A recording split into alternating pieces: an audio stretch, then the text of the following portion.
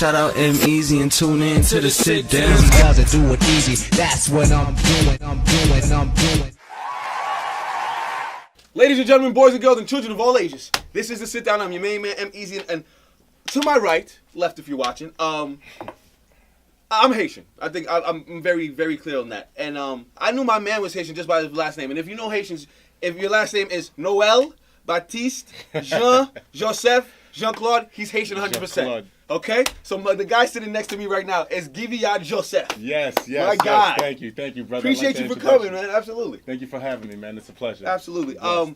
I'm not gonna lie. I didn't know who you were before the Power. Before I saw you on Power. Yeah, I get it. The first person I was watching Power was like, "Yo, you gotta get the guy up there. He's Haitian." I'm like, "Who? Go say Haitian nigga." So when they went to the back and forth, and I actually watched it, I was like, "Oh, he's pretty good as an actor for real." Oh, I know that. So I had to reach out and make sure that happened. That's love. So how did the Power thing come to fruition for you? Okay, so I've been acting for like 5 years now. 2011, actually it's going on 6. So 2011, I quit corporate job.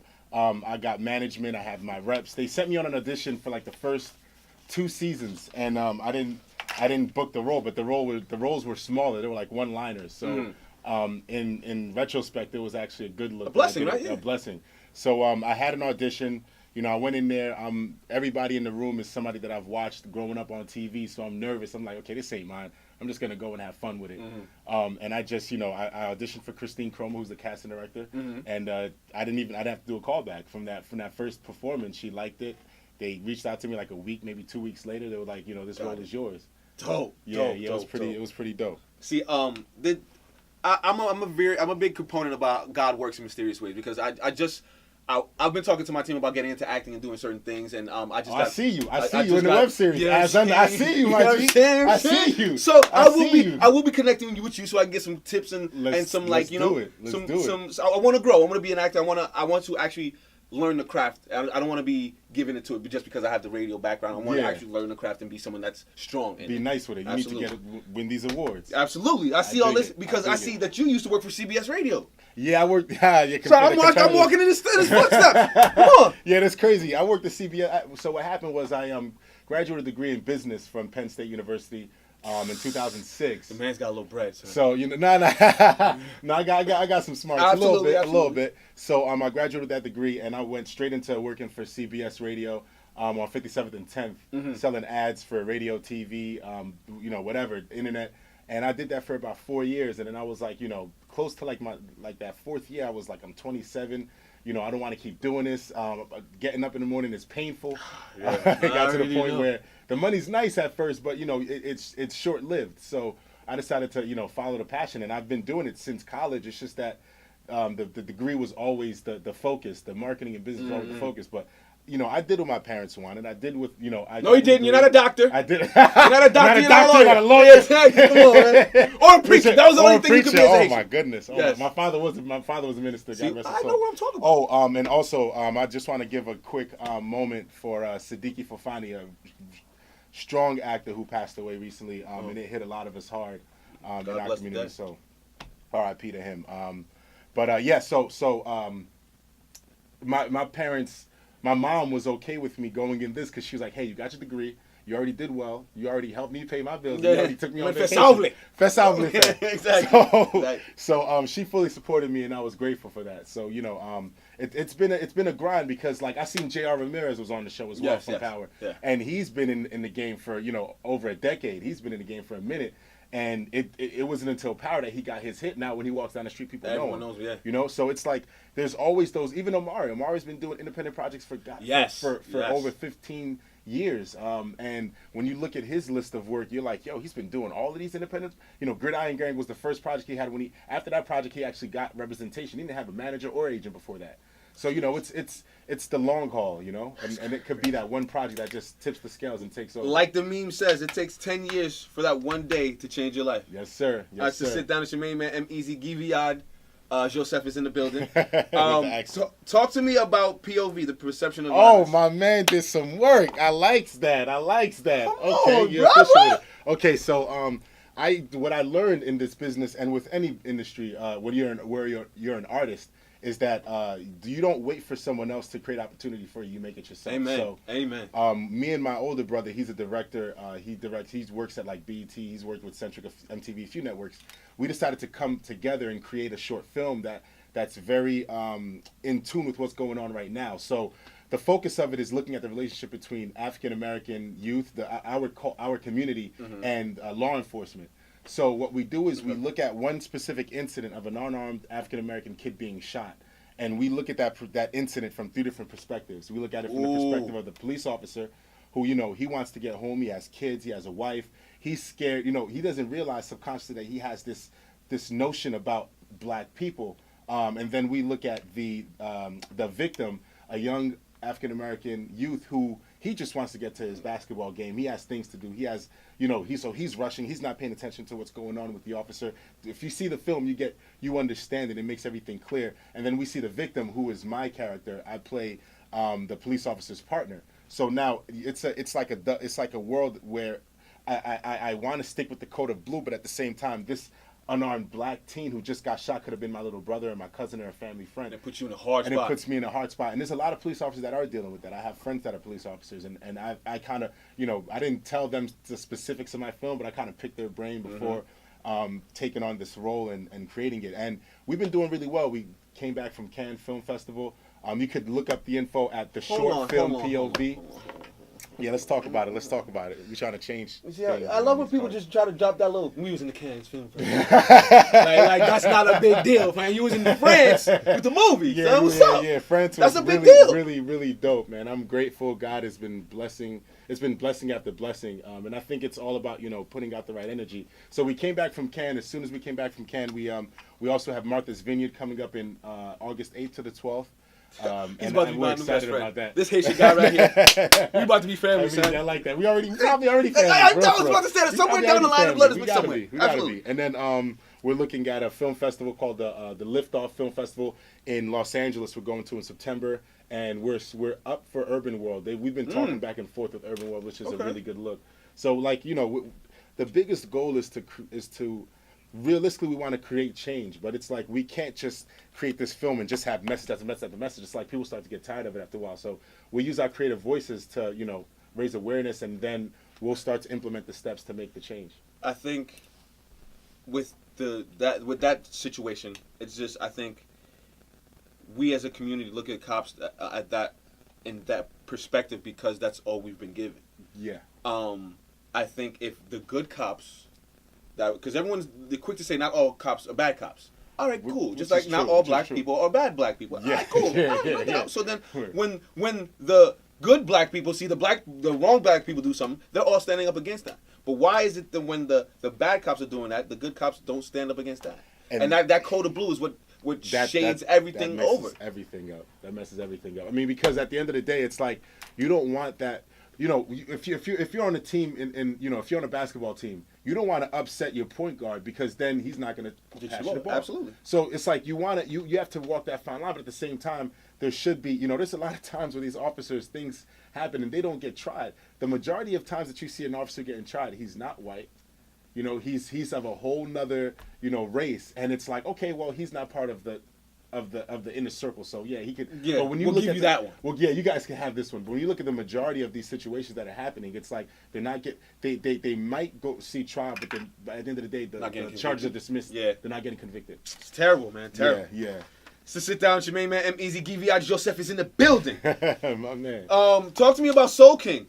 Oh, Soul King, dope. Yo, you went in. EmEz is not playing. Listen, and then people gonna call me while I'm. I don't. Let me not give away my secrets. Okay. Well, I would say this. So Soul Kings, directed by Michael Pinkney. Everybody knows him as Boogie. I've wanted to work with Boogie for since the first event I went to in New York for film was Boogie's event, and it was like he had Soul Kings the pilot. And I was like, yo, Bug, how can I get down with you? How can I get down? But a lot of, it's easy for you to see somebody and not know how serious they are about this craft. So with time, I guess he started to see that I was serious about it. So he reached out to me and said, hey, I got an audition for this series. I didn't realize it was the same series I went to when I first came in this business. Oh wow! That it was the same event for that. So the character that I play, he was locked up. I've been playing a lot of. I was waiting out because I was gonna say you don't seem like a guy that's ever been to jail or get into trouble like that. Well, I'm not gonna say pussy. I'm not gonna say pussy. I'm not saying that. The past. We're not gonna go into detail. The past is the past. So, Tiffany, do we dig? Do we dig? Talk to me about the past, man. Where you grew up from? I'm from Linden, New Jersey. Grew up in Elizabeth, New Jersey. Shit. It's a lot of Haitians. It's little Haiti out in Elizabeth. So like, whether I wanted to or not, whether I wanted to or not, and I had a car. I had an Isuzu Amigo. So when things went down, you know how Haitians are. We stick together. So like, I remember packing my Amigo with like 6 niggas. I'm out. No, there was like 9 or 10. Like I had a stick. I remember I had a stick, and I had to like, there was somebody sitting in between. I had to be like, yo, you got to lift up so I can shift. You know what I mean? And then so whenever something happened and we had to ride out, everybody was like, I would get out of school. We had to chirp the Nextel chirp. So you definitely my age. Yes. Yes. All right, no doubt. When we get off this, I got some questions for you. Me that Guyviaud's car. So I get to my car. People already took the top off. They're already sitting, just waiting for me to get in. I'm like, all right, let's ride out. Yep. So we go to East Orange, go pick some dudes up, go pick up a few people, get what we need.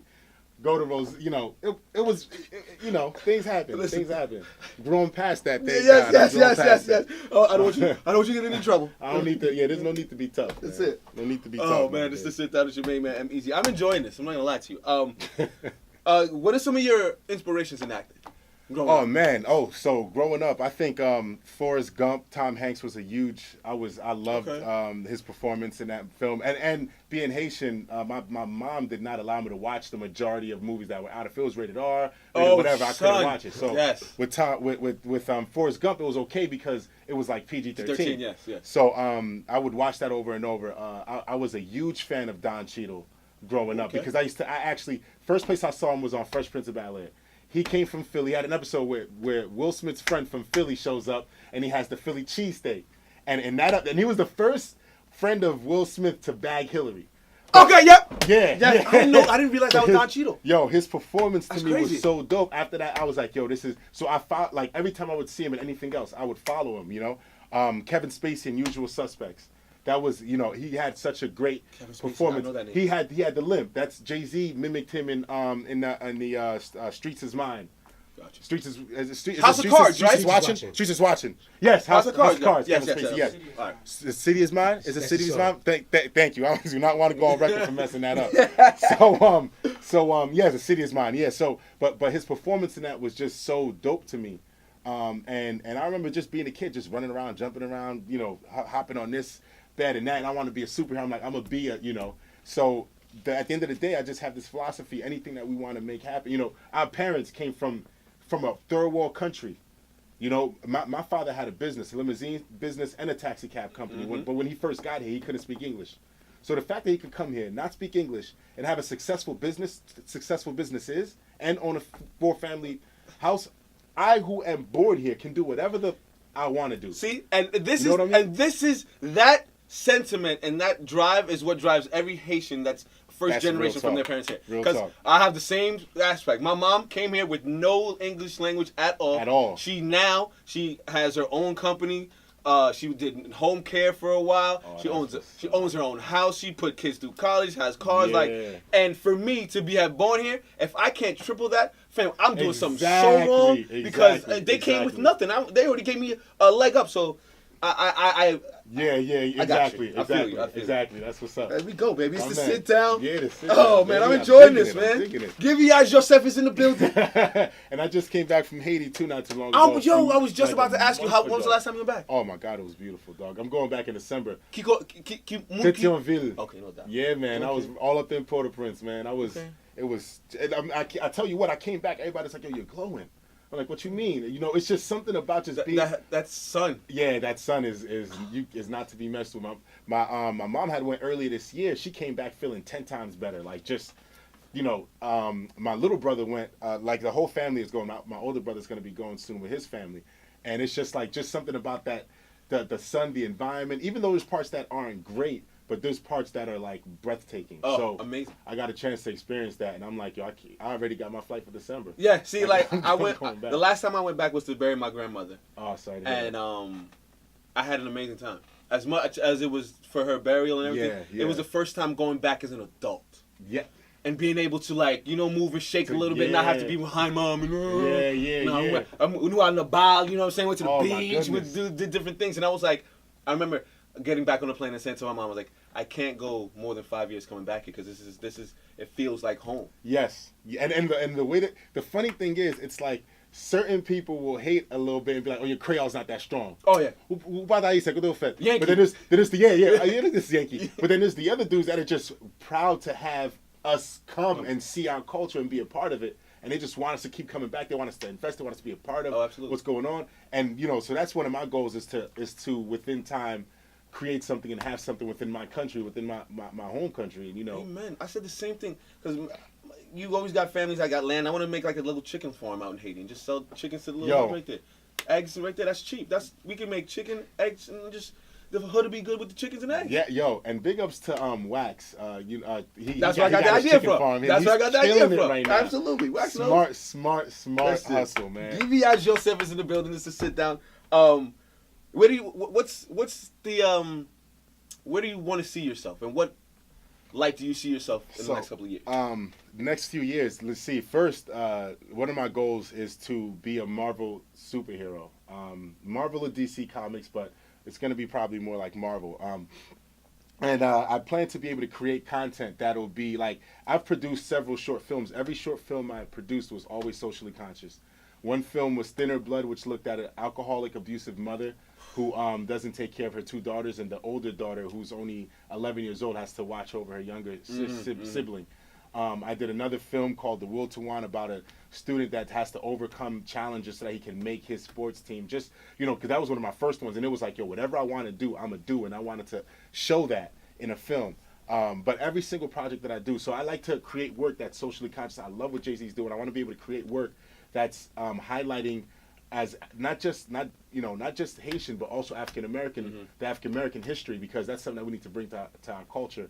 And I want to be somebody that's remembered for bringing a change to my country, long term. Like I have a whole 100-year goal that I won't hit you with right now, but I have certain things that I would love to do for the country in terms of educating the individuals there, so that they can go back and rebuild this country to where it should be. Because you look back in the early 1900s, before the U.S.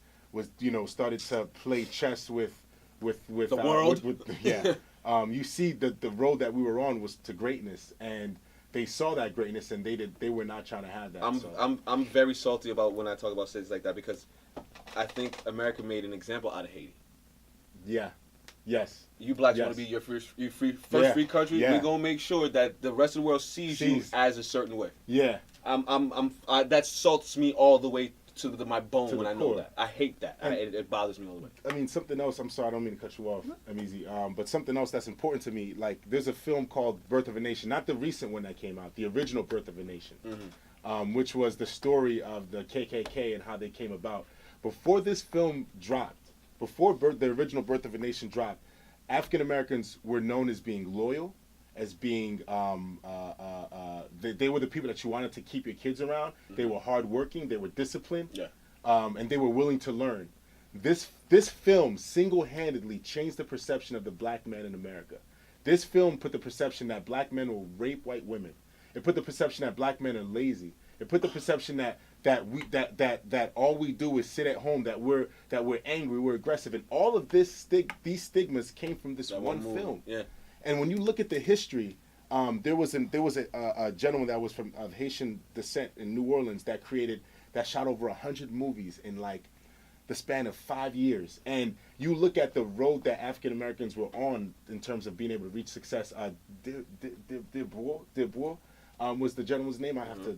It's been a little while since I've looked up his name. But you look at the power of cinema in our country, and you see that a lot of the stigmas and stereotypes that are on TV, all it's doing is perpetuating and keeping us in a negative space. So I want to be able to create work that will put us in a positive light, and I want enough of that work to be out that you can flip on this channel, on this on Netflix, on this streaming source, on this, and see positive examples instead of it just being this one wave of oh, you got to tune into Fox at this, not even that they won't do it, you got to tune into Stars or to whatever to see something positive. So that's part of the goal as well, is to be able to have a place that people could go to watch positive stereotypes and positive stigmas about our culture.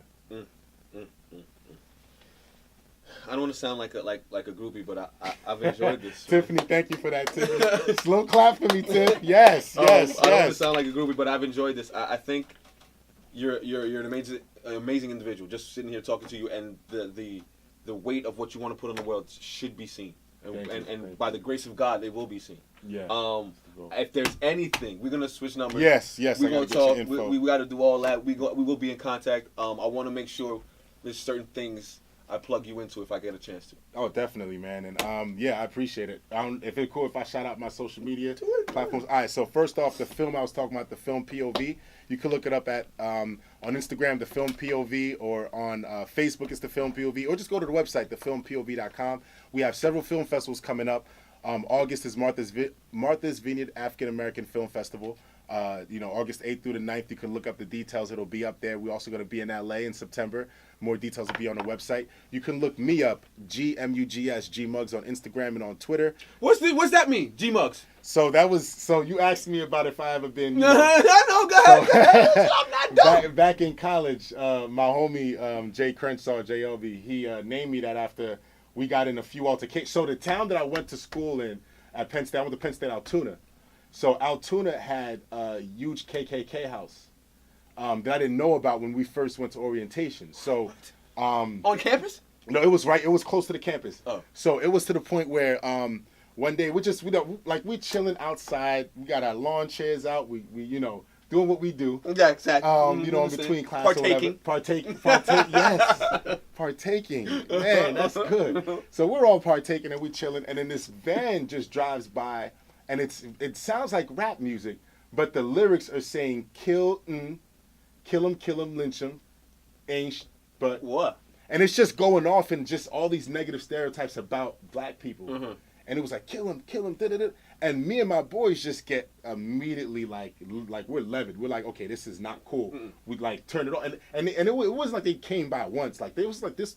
They came by once before, we let it rock. This was like the third time they came by, and they know that this place has a lot of African Americans within this housing facility. Mm-hmm. So we all just get in the the V ride, the G ride, and just chase after them. One thing led to another. We were face-to-face confrontation with them.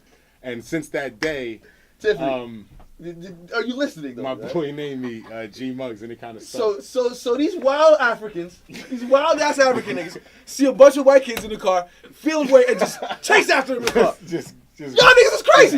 Just go. And we was in a white town. I probably would have done the same thing. Black power. Yeah, I was the only Haitian out of the clique too. Yeah. I would have done the same shit. They held us down. You know, we was young. Like nowadays, I look at it and I'm like, who can okay, be ignorant. Yeah, exactly. I would hold different. Got a bunch of people on my this is the first live story I've done. Oh, dope. Well, make sure you follow me too. I am EmEz. IAMEMEZ. I am EmEz. Just look at my last post. I tagged them to it. Appreciate everybody for the support. Again, GMUGS, Gmugs on Instagram. And if you were around tonight, we had Angels getting lit. Yes, we getting lit at Angels tonight. Yo, it's going to be... Haitians with bread, baby. Oh, man. Let's not even... Man, I'm going to get a lot of phone calls asking me to borrow something. No, listen, I'm broke. You can't... I spent that power money. Okay? Ain't nothing left. We ain't believing that. No. Nah, I hustle too hard for that. We work too hard for that. We work too hard for that, yo. Good looking. Appreciate everybody for the love. G, thank you again. Appreciate you to sit down. And last but not least, I want to give a special shout out to Charlemagne the God, because he did voiceover on POV. He supported my film POV since day one. Oh, really? Like from the jump. I know that guy Charlemagne, man. Charlemagne is I heard of him good before. friends of my brother. And he believed in what we were doing from the jump. Terrence J also supported us as well. But Charlemagne, he came out to our screening that we had over here at MTV, and it was a dope experience. Gotcha. So we're just looking to grow with that. Oh, absolutely. So good looking, Dave, for that shout out. Shout out to Charlemagne. Now, we out here. Thank you for coming through. What's up, man. Sit down, my guy. Absolutely. Pleasure.